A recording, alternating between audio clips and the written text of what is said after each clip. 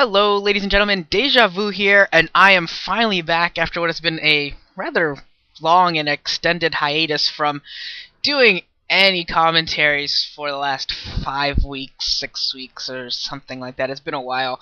Yeah, just been busy with real life stuff, and then I started staying up late and watching games live, so I didn't really feel the need to commentate them necessarily, so that's kind of what happened more or less.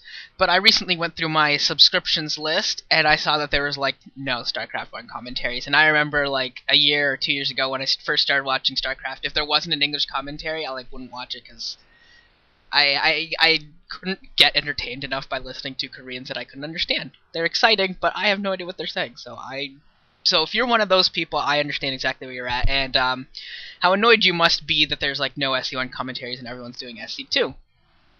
So to that end, I'm going to try and do some more commentaries. It is summer, so I've got all kinds of stuff going on and stuff, but I will try and come out with more commentaries a little more consistently, just because I know what's going. I know it's awesome, and I know StarCraft's awesome, and yeah.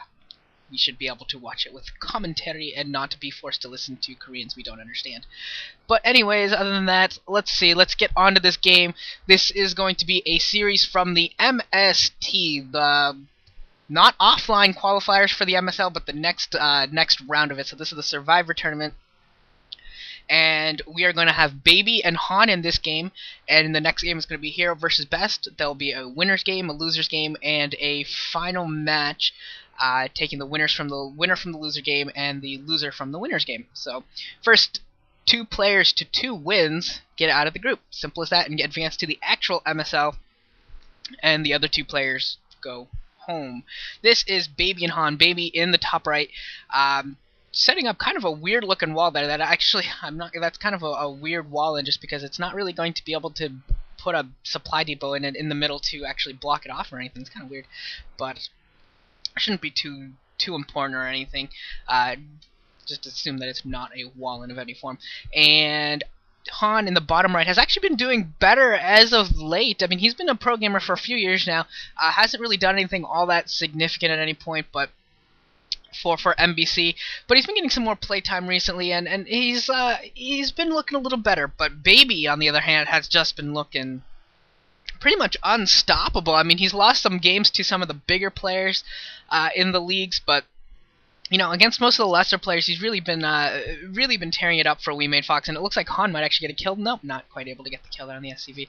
But Baby has just been absolutely tearing it up, playing fantastically, and really become the ace player for We Made Fox, which is pretty awesome, as the scouting probe finally goes down there. But yeah, definitely I gotta be favoring Baby in this game, and we do have a second gateway coming up already for Han, so he's gonna be going for some for a pressure build here, but this is getting scouted out by Baby, so Baby knows what's going on here. Should be able to do a pretty conservative siege expand or something of the sort, and be able to expand here pretty safely. I mean, he knows exactly what's coming his way. He knows that it's going to be a couple gateways worth of Dragoons going to be filing towards him.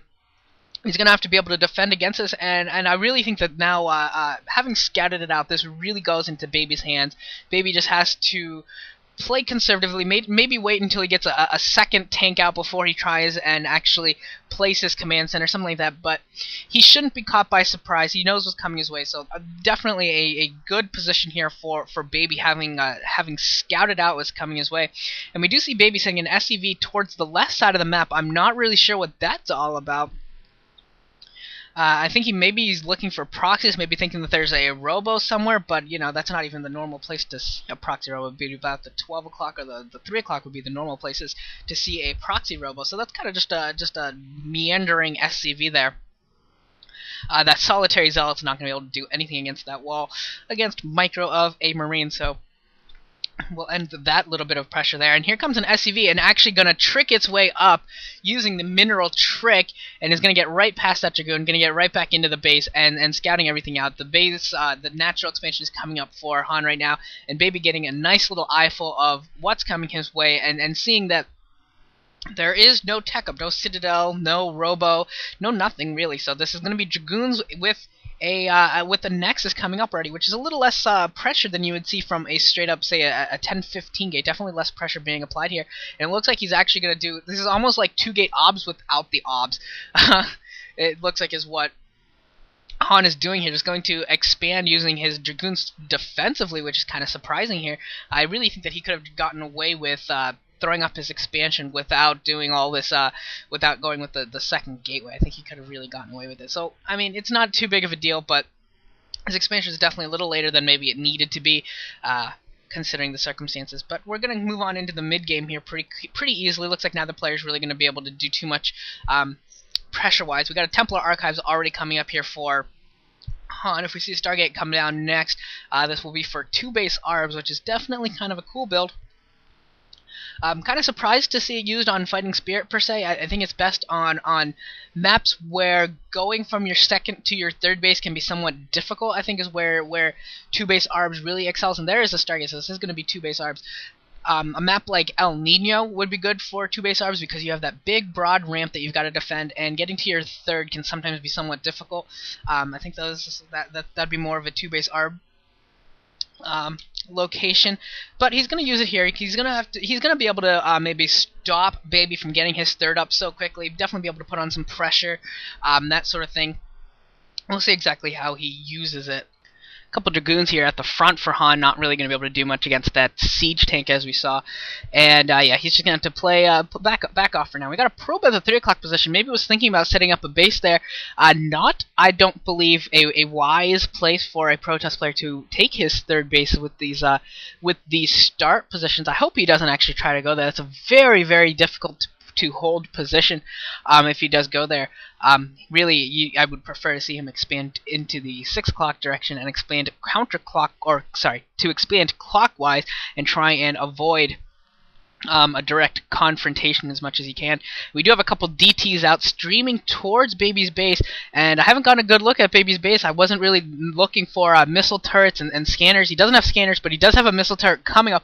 It's almost up. Will it be in time? This is going to be very, very close. It's at 180. No, the missile turret does not come up in time, and the DTs are going to be able to take down the missile turret. Mine's being placed down hastily. Looks like they'll be able to get one of these DTs. Does get the DT, but a lot of SCVs go down too. Looks like at least a half dozen, maybe more SCVs went down to that mine. So very, very good DTs here by Han, coming in just in time, just barely in time. So close, just a couple seconds later, literally just a couple seconds later, and would have been completely ineffective. But it looks like Han just getting a huge advantage of that. Got to be feeling really, really good right now. The missile turret finally does come up and is going to be able to put get rid of this DT, at least for now, kind of. The DT has retreated into the mineral lines, but it's still actually more or less there. Okay, there we go. Now the Vultures finally pick it off.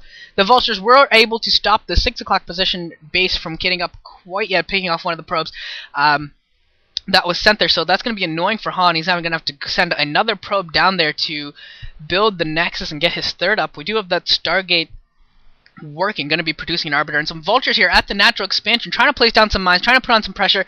There aren't any observers, you'll remember, so these mines are going to be particularly effective, and one of those mines does go off, doing some splash damage to a lot of those Dragoons, so most of those Dragoons don't have any shields right now, and yeah, I think Baby can really take advantage of this. If he is able to figure out that there aren't observers, which I think he's got an idea of that, because Han took those 2 mines